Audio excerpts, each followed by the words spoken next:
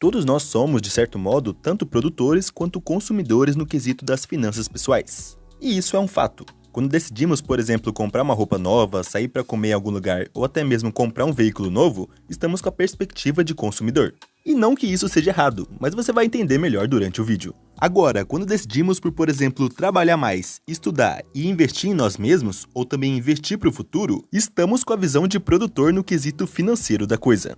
Enfim, se alguém estiver 100% do tempo sendo um consumidor, certamente é questão de tempo para que se torne também um devedor, acumulando diversas contas que não consegue pagar. Da mesma forma que alguém estiver 100% do tempo tendo mentalidade de produtor, vai acabar desencadeando ansiedade e estresse. Até porque a vida não é só trabalhar, estudar e investir 100% do tempo. Senão vai acabar virando aquela pessoa que só pensa em economizar o máximo possível, cortando partes importantes da vida, praticando as famosas economias burras que já falei em outro vídeo, vou deixar aqui em cima. Enfim, a ideia é sim ser produtivo, ter a mentalidade predominantemente de produtor nas finanças pessoais. Mas temos que ter um certo equilíbrio com a parte do consumidor para a vida não perder o sentido. Bom, então vamos para a famosa organização do salário. O mais comum no Brasil é a seguinte situação: se ganha 2 mil, tem que gastar pelo menos 2 mil. Se ganha 5 mil, tem que gastar pelo menos 5 mil. Se caso passar a ganhar 10 mil, tem que passar a gastar também 10 mil ou até mais. E por aí vai. Ou seja, não importa quanto você ganhe. O normal para a esmagadora maioria das pessoas é gastar tudo que ganha ou até mais do que ganha, dependendo do caso. Tendo então uma visão inteiramente de consumidor no quesito das próprias finanças. Enquanto alguém que sempre mantém os custos abaixo da renda tem a visão de produtor, com a ideia de economizar parte do dinheiro para formar reserva de emergência, também juntar dinheiro para fazer uma grande compra e, claro, investir para o longo prazo. Enfim, não ter a visão de que o dinheiro ganho deve ser 100% utilizado com os gastos da vida. Para se ter uma visão mais clara disso tudo, vamos para um exemplo fictício bem simples. Digamos que João e Paulo ganhavam o mesmo salário de R$2.000. Mas enquanto o João tinha visão apenas de consumidor, gastando tudo que ganhava e em alguns meses ficando até no vermelho, acumulando dívidas, por outro lado, Paulo conseguia poupar todo mês 10% do que ganhava para formar sua reserva de emergência, poupando assim R$200 todo mês. Sim, é pouca coisa, mas já é um bom começo, já tendo essa visão de produtor e não apenas de consumidor de gastar tudo que ganha. Agora vamos imaginar que os dois sejam promovidos e passem agora a ganhar R$5.000 por mês.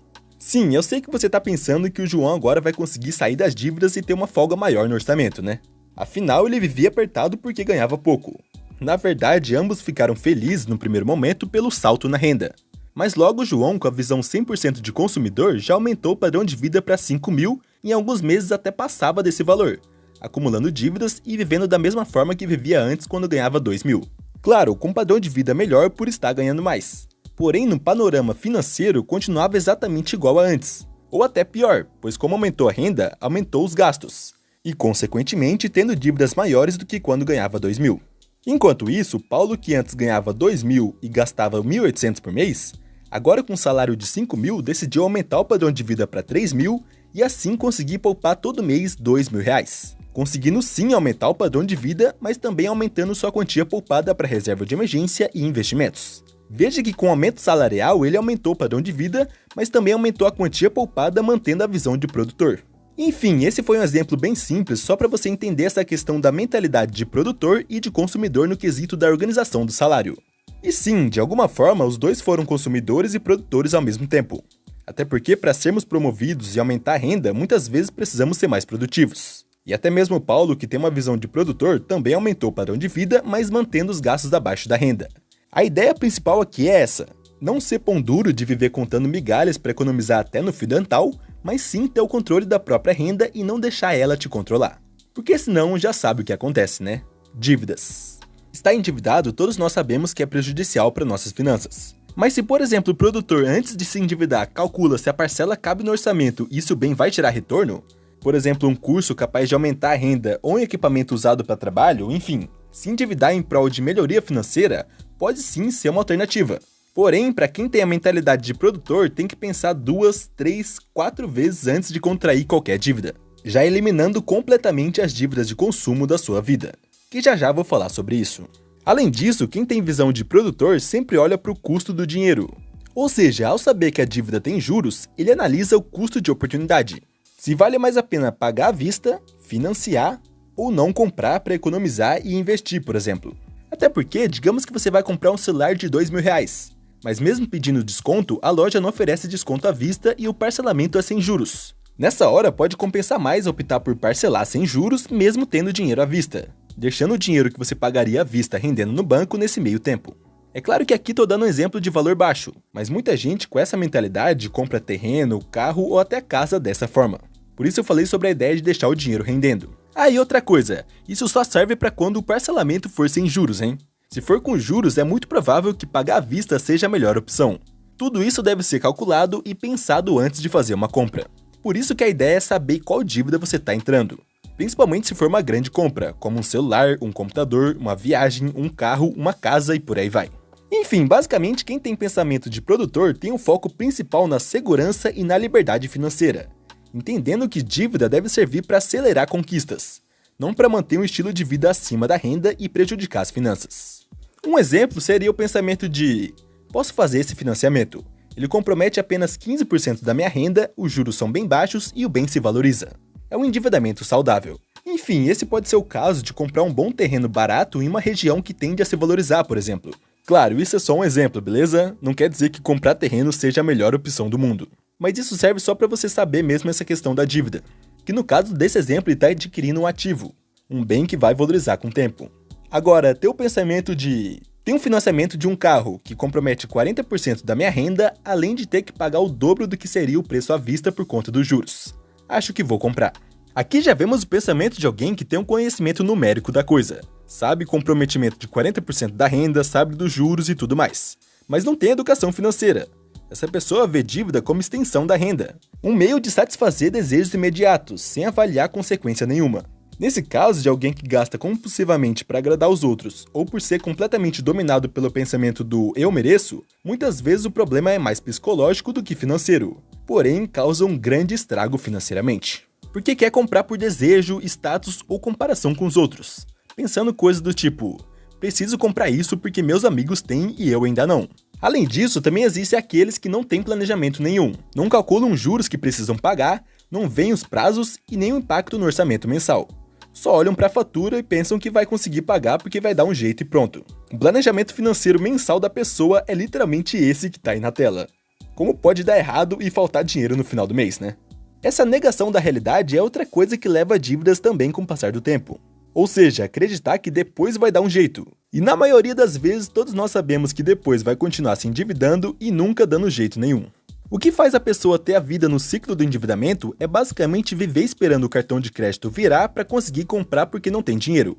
Mas quando recebe o salário, tem tanta conta que não sobra quase nada para passar o mês todo. Assim continua usando o cartão de crédito e no mês seguinte repetindo a mesma situação.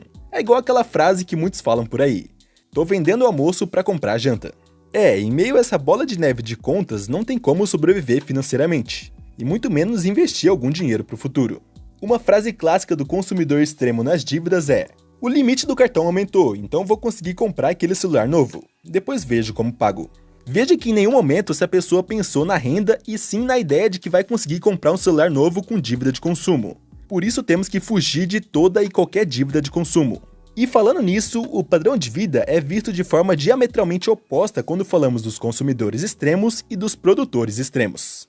Enquanto consumidores valorizam apenas bens materiais, os produtores valorizam os bens intangíveis. Calma que vai ficar fácil de entender. Vamos começar falando dos consumidores aqui. Esse é o caso mais simples de entender, pois é o caso da maioria das pessoas. Não que seja algo ruim, mas muitos só veem como sucesso ter um celular bom, um carro bom, uma casa bonita e fazer viagens caras. E longe de mim falar que isso é ruim. É sim o sonho de muita gente. Porém, o consumidor vê o aumento do padrão de vida como sinônimo de sucesso, vendo que amigos ou colegas estão com padrão de vida superior e já querendo estar no mesmo nível, mesmo que isso custe entrar em dívidas. É como o exemplo que falei anteriormente de começar a ganhar mais e já gastar mais sem planejamento nenhum, valorizando apenas bens materiais e tendo como principal visão de sucesso ter coisas caras e boa aparência.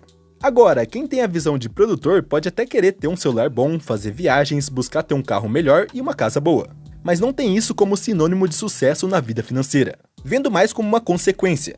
Até porque, para quem tem a mentalidade de produtor, o ápice do sucesso financeiro é ter segurança, flexibilidade e liberdade financeira. Infelizmente ou felizmente, todas essas três coisas são invisíveis para quem vê de fora. Veja bem, quando algum amigo seu ou parente chegou mostrando que comprou o iPhone do ano, todos viram que ele tá com um celular de mais de 10 mil reais na mão, mesmo que seja parcelado. Agora, quando você chegou nos seus primeiros 10 mil reais na reserva de emergência, ninguém viu, mas você sentiu a segurança financeira que isso trouxe para você. Porque, por exemplo, se seu padrão de vida é de 3 mil reais e você tem 10 mil reais na reserva de emergência, já significa ter mais de 3 meses do seu custo de vida reservado. E sim, a melhor coisa é manter a boca fechada e não sair por aí falando que tem tantos de reserva e tantos de investimentos. Até porque, formando reserva e investindo para o futuro, você vai valorizar os bens intangíveis, de segurança, flexibilidade e até mesmo liberdade financeira.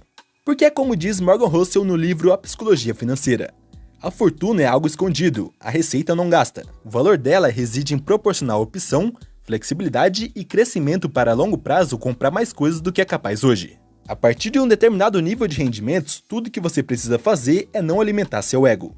Veja que a caminhada na educação financeira é silenciosa e deve ser mesmo. Muitas vezes as vitórias que vamos colecionando não vai trazer holofotes. Assim como o exemplo do iPhone e da reserva de emergência que acabei de falar. Por isso que controlar o ego é super importante nesse momento, principalmente quando você vai atingindo quantias mais elevadas de investimentos.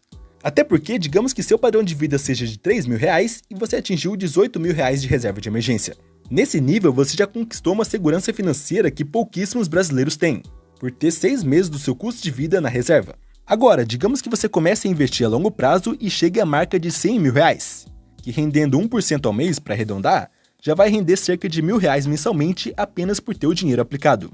Nesse caso, a pessoa já adquiriu uma boa flexibilidade financeira de saber que tem o dinheiro já trabalhando para ela. Assim, ela pode até mesmo optar por horários mais flexíveis no trabalho ou buscar por um emprego mais tranquilo. Poder também dar o luxo de fazer algumas viagens de forma planejada, enfim, já comprar algumas coisas que quem tem visão de consumidor se endividou para comprar, pois só valoriza bem material. Agora, indo mais adiante, alguém chegar à marca de 2 milhões de reais já pode significar de fato ter alcançado a liberdade financeira dependendo do padrão de vida. Esse é o sonho de todo investidor, inclusive o meu. Atingir a liberdade financeira significa não precisar mais trabalhar e apenas viver dos rendimentos dos investimentos. Claro, tudo isso de forma planejada e não gastando todo o rendimento para não perder para a inflação. Inclusive, falo melhor sobre isso no vídeo que está aqui em cima. Mas agora você entendeu o que é bem intangível. Enfim, produtor vê o padrão de vida como importante, querendo sim ter um padrão de vida melhor, sempre usando aquela ideia de toda vez que aumentar a renda, também poder aumentar os gastos, mas sempre também aumentando a quantia investida.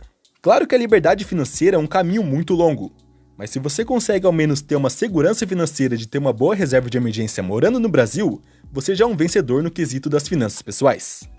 Agora que você entendeu isso, vamos para o fato importantíssimo: investimento em si mesmo. Quem tem a visão apenas de consumidor não busca evoluir e se contenta com o reajuste do salário anual, que muitas vezes não cobre nem a inflação. E viver estagnado em uma renda baixa também é bastante prejudicial para as finanças, pois você sempre estará com o orçamento apertado. Da mesma forma que é algo negativo alguém que vai atrás de ganhar mais, mas ao mesmo tempo também gasta mais se endividando, também é ruim alguém que, por exemplo, está estagnado no salário mínimo e tenta contar moeda para conseguir poupar R$50 por mês. Bom, não me entenda mal. Se você está começando agora e quer ter o hábito de poupar todo mês, é muito importante que comece nem que seja com R$50 por mês, só para ir criando esse hábito mesmo. Isso é essencial, mas buscar estudar, aprender habilidades novas e se arriscar em uma área que você goste vale muito a pena para aumentar a sua renda. E claro, assim, já tendo o hábito formado, você vai conseguir poupar muito mais, e também aumentar seu padrão de vida de forma consciente. Porque infelizmente com o salário mínimo é extremamente complicado. Então, sobre investir em si mesmo, não falo apenas de dinheiro, mas também de tempo. Se especializar em algum ramo, comprar livros a respeito da profissão que pretende aprofundar, enfim, buscar ganhar mais. Tudo isso é importante porque liberdade financeira no longo prazo significa a aposentadoria. Pensar na aposentadoria é uma coisa que poucos brasileiros fazem.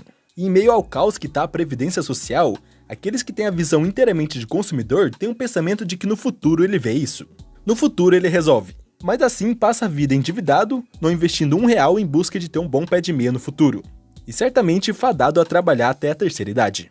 Agora, alguém que sabe como está a situação da Previdência Social e tem a visão de produtor, continua pagando sim a Previdência Social, mas busca investir mensalmente para longo prazo, em busca de pelo menos chegar ali nos seus 60 anos de idade bem, com uma boa reserva e com investimentos que pelo menos garantam uma aposentadoria tranquila, não sendo obrigado a trabalhar mesmo com limitações físicas. Ou como é o caso de outros que são obrigados a diminuir o padrão de vida para conseguir aposentar, pois passará a ganhar menos. Infelizmente, de forma geral, tirando algumas exceções, quem não investe para o futuro vai ter essas duas opções. Ou diminuir o padrão de vida para conseguir aposentar, ou continuar trabalhando mesmo estando em uma idade avançada. Por isso é tão importante investir para o futuro. E aqui não estou falando nem de ser rico, estou falando de ter uma aposentadoria tranquila e não passar sufoco na terceira idade. Pois infelizmente isso já está acontecendo e só tende a piorar. Eu falo melhor sobre essa questão da aposentadoria no vídeo que está aqui na tela. Certamente é um dos mais importantes vídeos aqui do canal, recomendo bastante que você veja. Muito obrigado por assistir o vídeo até aqui e até o próximo.